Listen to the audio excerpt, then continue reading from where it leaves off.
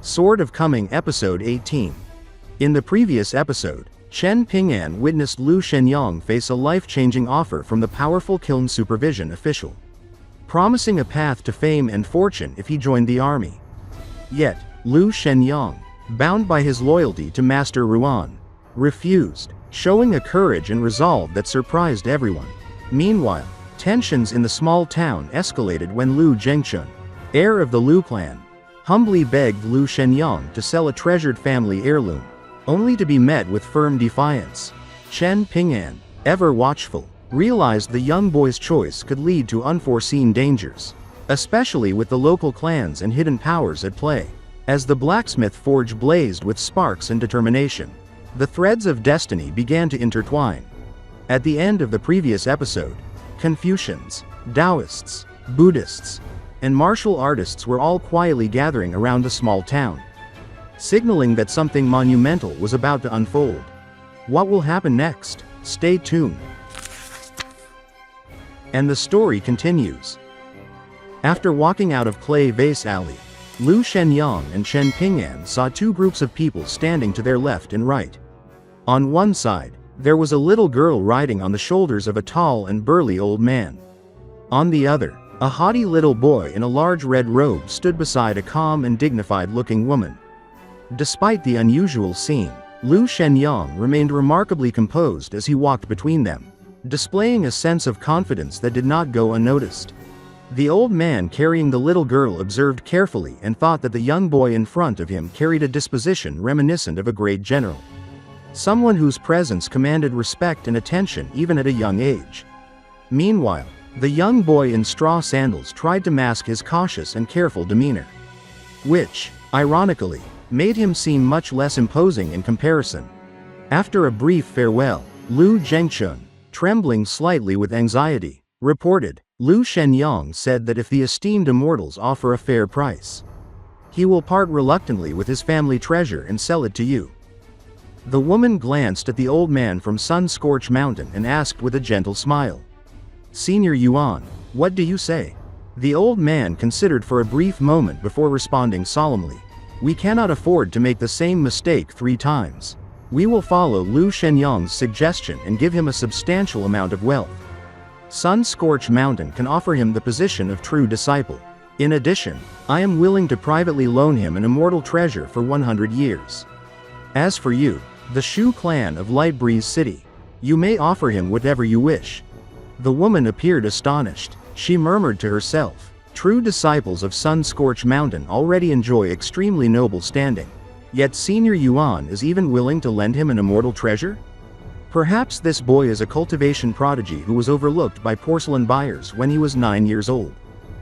The old man ignored her speculation and smiled at the little girl, saying, Young mistress, the stalls in this small town hold countless histories and secrets. Take a look around.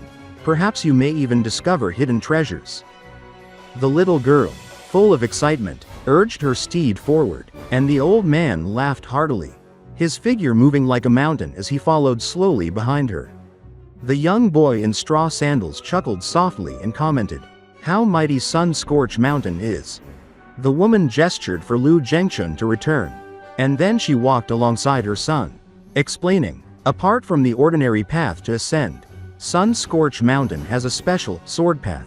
To date, 6 paths have been fully opened, producing 6 genuine sword immortals who have attained the Tao. The little boy, with a hint of disdain, scoffed, What does it matter how many sword immortals they have produced? That is merely history. How can it help them now? Even among the Qi refiners who have the right to enter this small town, which of their clans and sects were not once powerful? Holding her son's hand, the woman continued calmly, In the next 100 years, 2 new sword paths will reach the peak of Sun-Scorched Mountain. The little girl of your age has a special ability. She can freely walk upon the sword peak, a place brimming with sword qi, for a length of time rivaling even the grand elders of Sun-Scorched Mountain.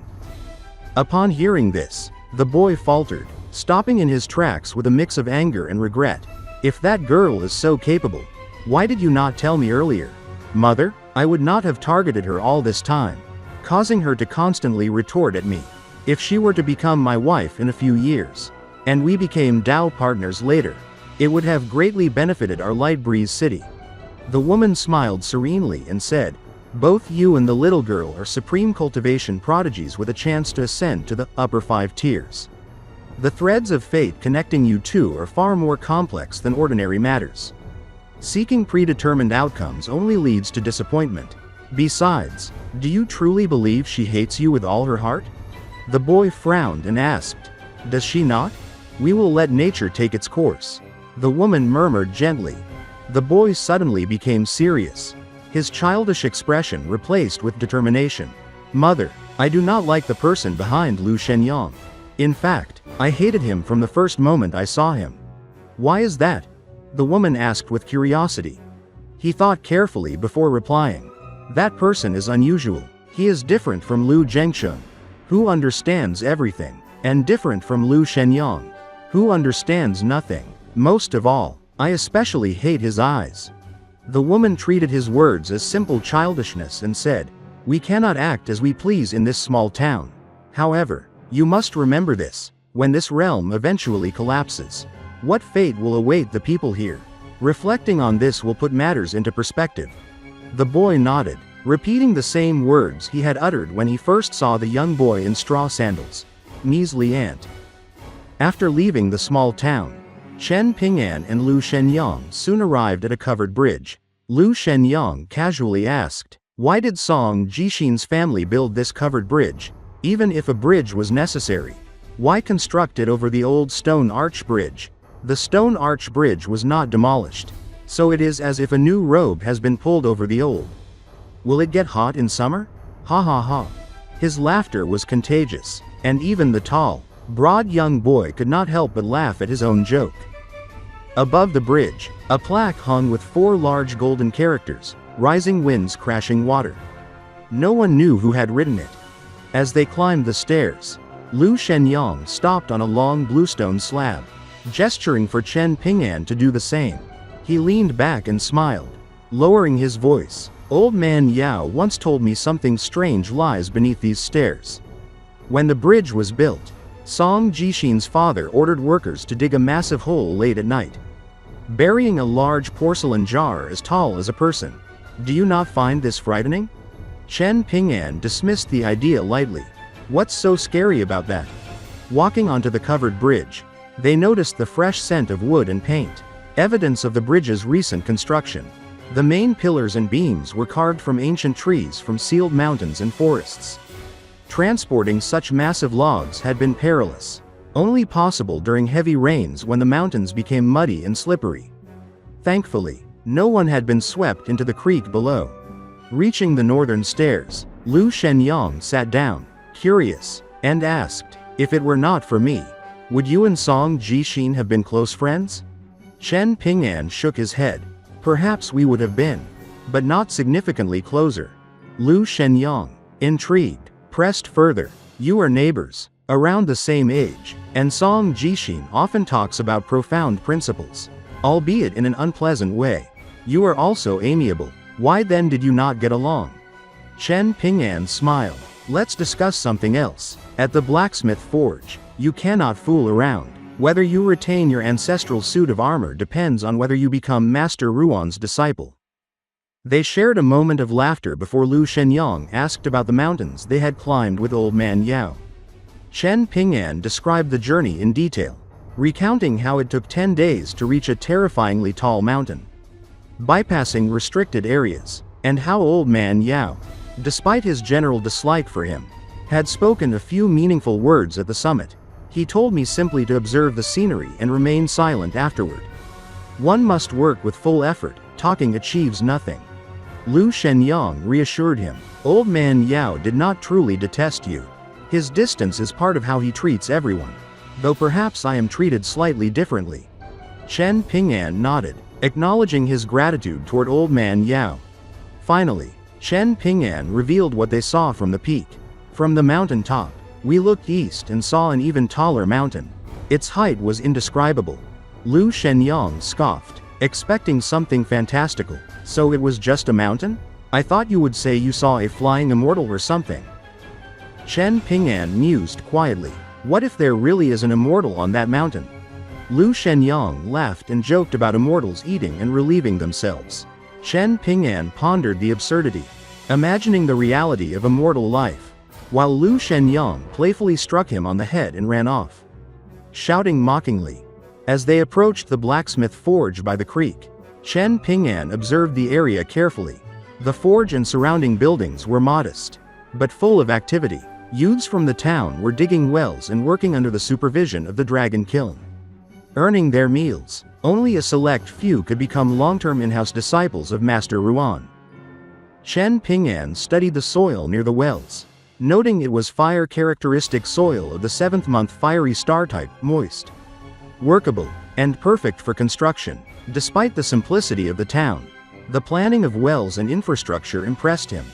As he looked at the creek, Chen Ping'an reflected on past adventures and the bonds he had formed. He thought of the young boy and the older brother figure in his life. For the orphaned young boy, one person was like an older brother, and one was like a younger brother. He needed to repay one, and he needed to look after the other. Thus, even though Chen Ping'an's life had been full of hardships all these years, he didn't find it painful or miserable at all.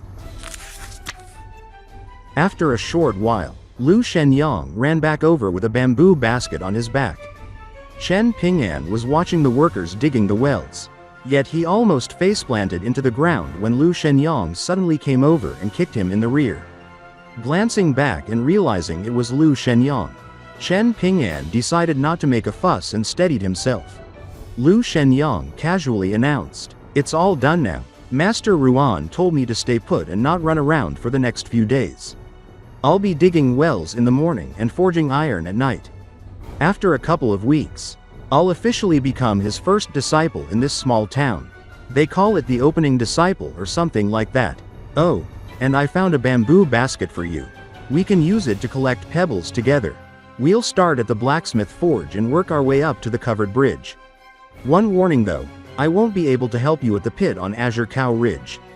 Master Ruan said he'll break my legs if I go north or west of the covered bridge during these days." Liu Xianyang wrapped his arm around Chen Ping'an's shoulders as they walked, explaining further, "Master Ruan said our belongings in this town won't go missing.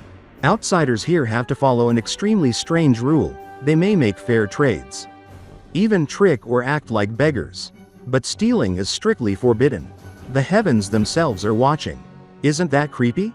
Chen Ping'an listened silently, amused as Liu Xianyang suddenly warned, "And Chen Ping'an, don't let me catch you selling my suit of armor while I'm gone." Chen Ping'an responded by playfully hammering Liu Xianyang's chest, making the tall boy rub his chest and scold. "Where does your strength come from? Little monkey? Did you grow it from climbing mountains with old man Yao or chopping firewood for months?" Chen Ping'an just smiled and said, "No matter what, I can run back to town faster than you, even with a basket full of rocks." Liu Xianyang shot him a sideways glance and suggested a new challenge. "Then let's see who can hold their breath longer underwater." Chen Ping'an bent down by the creek, rolling up his pant legs, and casually said he wouldn't compete if it was only a single breath. Before they entered the creek, Chen Ping'an carefully laid some spring grass at the bottom of his bamboo basket to protect the pebbles they would collect. He explained that he would need to replace the grass every 20 pebbles to keep them safe. Liu Xianyang was impatient and nearly tossed the basket to him, but Chen Ping'an stopped him, insisting that Liu Xianyang would be too careless and might damage the pebbles, which suddenly seemed fragile and precious in Chen Ping'an's hands. With a sigh, Liu Xianyang waded into the creek, following Chen Ping'an. The water was knee-deep in most places, though some pits reached up to their waists. Here, the larger, rarer pebbles were found, often at the bottom of cracks between boulders. Liu Xianyang would dive skillfully, picking out the snake gall pebbles, while Chen Ping'an found it more difficult and exhausting. Even before reaching the covered bridge, their bamboo basket was already 3/4 full. Among the pebbles, one in particular caught their attention, a dark green stone, hand-sized, dotted with golden specks and swirling patterns. Chen Ping'an rubbed it in his hands and felt a vigorous, almost living aura. It was clearly no ordinary pebble. The two boys sat side by side on a large rock in the creek. Liu Xianyang leaned back and asked, "Chen Ping'an, have you thought about leaving the small town in the future?" Chen Ping'an shook his head. "Not for now, I need money first, and I can't leave my house unattended. If it collapses, what will I do? My parents' graves are here too, and I need to care for them. Clear the weeds." Liu Xianyang groaned, exclaiming, "You always think about useless things. No wonder Song Jixin said you'll be stuck here forever." Chen Ping'an smiled and recalled, "Do you remember what I told you last time? About that tree?" Liu Xianyang huffed, unconvinced. "A tree sprouting from a grave? That's hardly impressive." Chen Ping'an reflected quietly. "I wonder how many people with the surname Chen exist outside this small town." Liu Xianyang replied, "I don't know about the outside. But here, the other Chens serve the 4 families and 10 clans. They bow and humble themselves in town but act superior elsewhere. Old man Yao was right. If you became their servant, our branch of the Chen Clan would be finished." Chen Ping'an thought about his ancestral lineage. There had once been 2 branches of the Chen Clan in the town. One had moved away centuries ago, while his branch, though flourishing long ago, gradually declined. Graves were abandoned, mountains sealed off by kiln supervision officials, and competent descendants had not appeared in generations. His ancestors' burial grounds were nearly impossible to find. Chen Ping'an had once visited what remained of the ancestral site, encountering only weeds, foxes, rabbits, and a short, unremarkable tree. He shook his head, recalling his mother's dying wish, that he should never serve the large clans. He could be a beggar, starve to death even, but he must never become their servant.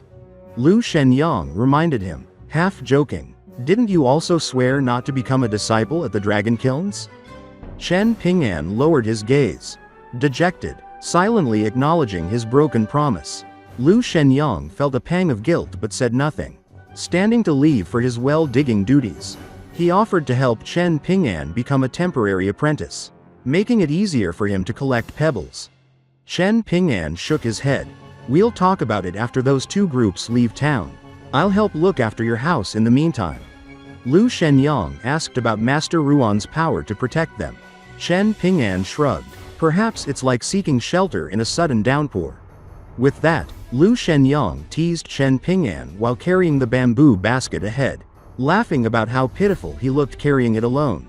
They walked through the spring breeze, Liu Xianyang dreaming aloud about a future of wealth, adventure, and travels to mountains as high as the heavens, rivers vast and endless, and finding a wife more beautiful than Ji Gui. Chen Ping'an listened quietly, chewing straw in his mouth. Later, Chen Ping'an returned to Liu Xianyang's house with the pebbles, selecting a few favorite ones for himself and leaving the rest in the kitchen. Locking the doors, he rushed back to Clay Vase Alley, where a young woman in black was enjoying the sun. He greeted her and began brewing medicine. A hacking sound from next door caught his attention. Curious, Chen Ping'an peeked over to see Ji Gui chopping at a small wooden figurine with a kitchen knife. He recognized the wood as an ancient item, smooth and glossy like jade, now being hacked into pieces. Ji Gui noticed him, wiped her face, and asked for a hatchet, which Chen Ping'an quickly retrieved, advising her to be careful. She returned to chopping silently. Chen Ping'an then presented a snake gall pebble to Ning Yao as a gift. She accepted it after hearing it was his 4th favorite, holding it in sunlight to observe its delicate patterns while Chen Ping'an watched quietly. Late at night, Chen Ping'an crept into Ji Kan's home. He found the large water vat in the courtyard, where many of the original snake gall pebbles had already been taken. Carefully digging beneath the remaining pebbles, he discovered parchment paper at the bottom. Extracting it slowly, he revealed an ancient book. He hid it under his clothes and replaced the soil and pebbles. The remaining pebbles seemed lifeless, in contrast to the vibrant ones he had collected from the creek. Chen Ping'an returned to Ning Yao's house, explaining awkwardly about his detour to Ji Kan's. She asked what he had found. He unwrapped the layers of parchment paper to reveal the ancient book. On its cover were 2 characters. Chen Ping'an recognized only one, mountain. He pushed the book toward Ning Yao and asked, What character is this? The young woman turned around and glanced down. Shaking. She replied, Mountain Shaking. This was the title of the ancient book. In this episode, we saw Chen Ping'an and Liu Xianyang working together to collect rare and colorful snake gall pebbles from the creek, while also exploring the complexities of their small town and the legacy of the Chen Clan. Chen Ping'an reflected on his family's history, his mother's wishes, and the struggles of his branch of the clan, while Liu Xianyang shared his dreams of adventure and a bright future beyond the town. Later, Chen Ping'an discovered an ancient book hidden beneath Liu Xianyang's pebbles, revealing its title, Mountain Shaking, a mysterious treasure that could change everything. What happens next? Stay tuned for the next episode of Sword of Coming. If you enjoyed this episode or found it interesting, don't forget to like the video and subscribe to the channel to get notifications for the latest updates on Chen Ping'an's journey. Thank you for watching, and we look forward to seeing you in the next video.